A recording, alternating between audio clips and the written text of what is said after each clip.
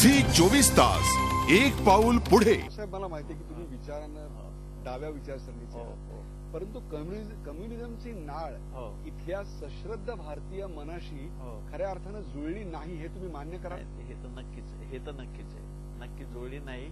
फक्त आम्हाला का तर ह्या गरिबांच्यावर जे अन्याय व्हायचे, आदिवासीवर सावकार अन्याय अत्याचार करायचे, आणि आमच्या कम्युनिस्ट चळवळीने काय 3 लढे तुम्हाला सांगतो केले. त्याच्यातले महत्वाचा भाग आहे की हे सावकार जे ते दस्तऐवज लिहून घ्यायचे, पिढ्यानपिढ्या यांना गुलाम करायचे.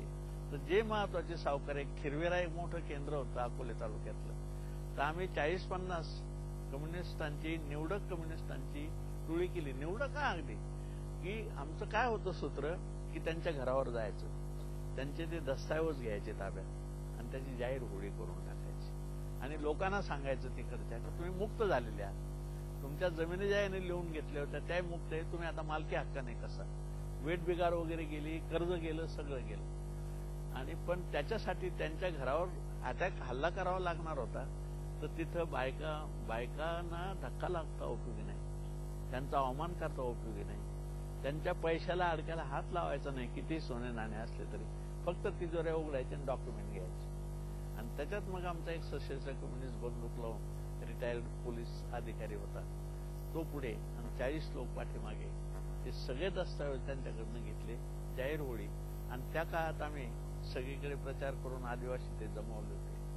हजारो लोकांच्या समक्ष त्यांच्या जल्लोषात त्या दस्तऐवजांची होळी केली.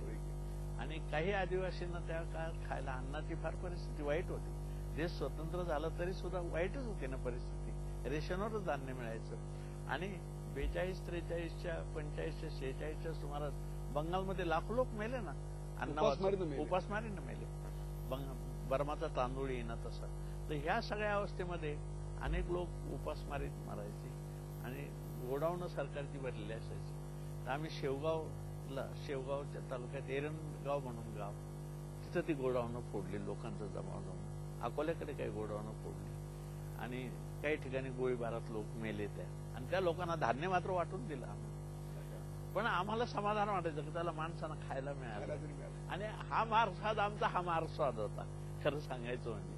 मार्क्सवादाचा फार तपशिलात अभ्यास, मी पुस्तक वाचली होती, नाही असं नाही, पण फार तपशिलात आम्हाला हे पटायचं. वंचितांना न्याय या अर्थाने आम्हाला, या अर्थाने तुमचा मार्क्सवाद.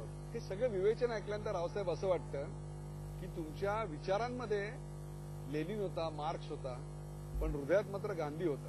हे अगदी तुम्ही इंटरप्रिटेशन म्हणता ना, हे मी 101% मान्य करेन. हृदयात गांधीजी बसले, ते गांधी हल्लेच नाहीत कधी. आणखीन एका व्यक्तीचा तुमच्या आयुष्यावर खूप मोठा प्रभाव होता, ती म्हणजे कर्मवीर भाऊराव पाटील. त्यांच्याबद्दलच्या तुमच्याकडे काय आठवणी? कर्मवीरांच्या बद्दल कसं आहे, ती कर्मवीरांची माझी ओळख अण्णासाहेबांच्या घरीच झाली. कारण मी विद्यार्थी दशा माझी संपत आलेली होती आणि वकिली आता सुरू करायची अशा अवस्थेत होतो. तर कर्मवीरांचं काम नेमकं 1950 साली ह्या नगर जिल्ह्यामध्ये सुरू झालं. त्याने कर्जतला पहिलं एक कॉलेज काढलं, इथं प्रवरानगरला एक हायस्कूल काढलं, आणि मुख्यतः खरं म्हणजे त्यांच्या येण्याला डॉक्टर धनंजयराव गाडगीळ कारणीभूत झाले. धनंजयराव गाडगीळ हे प्रवरा कारखान्याचे चेअरमन होते आणि ते रयत शिक्षण संस्थेत व्हाईस उपाध्यक्ष होते. त्यांचे सासरे अध्यक्ष होते त्याच्या आधी, रावबहादूर काळे म्हणून पूर्वी सातारचे. म्हणजे कर्मवीरांनी ब्राह्मण मंडळी सुद्धा कशी बरोबर घेतलेली होती याची खूप उदाहरणं आहेत अशी. म्हणजे महात्मा फुले काय, ही मंडळी ही अशी जातीच्या याच्यात नव्हती खरं म्हणजे, त्यांना विकृत स्वरूप दिलं गेलं. त्यांचे अनुयायी मात्र तसे झाले. अनुयायी मला सुद्धा काय नाही टीका केली, त्यानं काय ब्राह्मणांचा पोळका आलाय. तर माझ्या डोक्यात त्या जातीगुती कधी आल्या नाही, घुसल्या नाही. आमच्या वडिलांनी, त्या आई वडिलांनी वाईपआउट केल्या. त्या एक प्रकारे कर्मवीर भाऊराव पाटलांनी तुमचं जीवन विशाल केलं, दृष्टी विशाल. तर काय झालं, ते तिथे यायचे आणि तिथं आल्यानंतर मी त्यांना पाहायचं. विशेषतः मीच त्यांना म्हणजे एक व्हॉलंटियर घरातला धाकटा म्हणून त्यांना काही पाणी, जेवण, चहा असं द्यायचं, वाढायचं.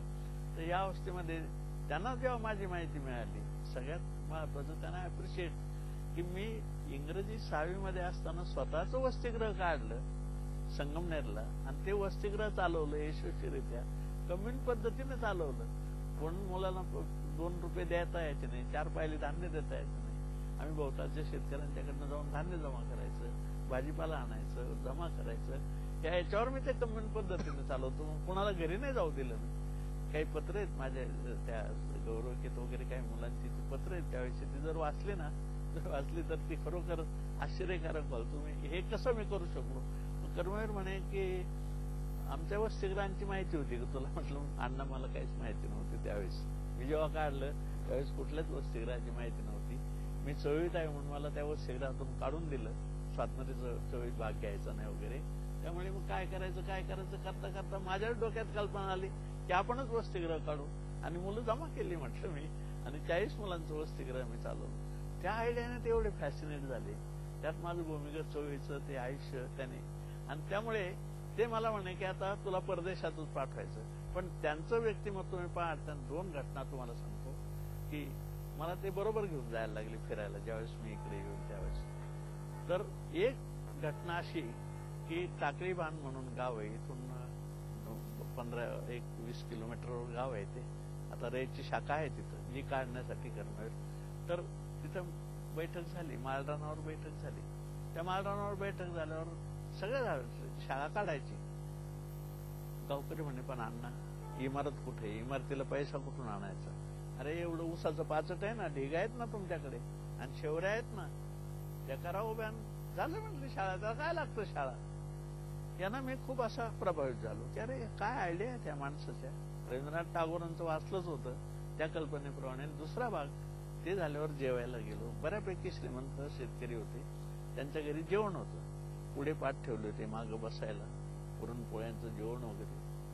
आणि जेवायला बसल्यानंतर ते घरधनी म्हटले की अण्णा घ्या सुरू करा. अरे असं पाहिलं, माझा उद्धव कुठे, माझा ड्रायव्हर कुठे? तो बसवलेला नव्हता. तर म्हणे अण्णा बसवतो ना त्याला. बसवतो नाही. एकदम जन्मदाग्नीचा अवतार धारण केला. डोळे लाल झाले त्यांचे. आत्ता बसवा त्यांना, या पंक्तीत बसवा त्याला म्हणा, त्याला मागे बसून मला चालणार. असंच पाठ मांडला पुढे, असंच बसायला द्या. जागा होते कोपऱ्यात, जागा केली सगळ्यांनी थोडं सरकून. त्याला बसवलं. नाही ताट वाढा म्हणे आधी. त्याला ताट वाढलं आणि मग कर्मवीर म्हटले उद्धव कर रे सुरुवात. त्याने पहिला घास घेतला. मग त्यांचा एकदम पुन्हा अवतार बदलला. घ्या आता करा सुरू. झी 24 तास एक पाऊल पुढे.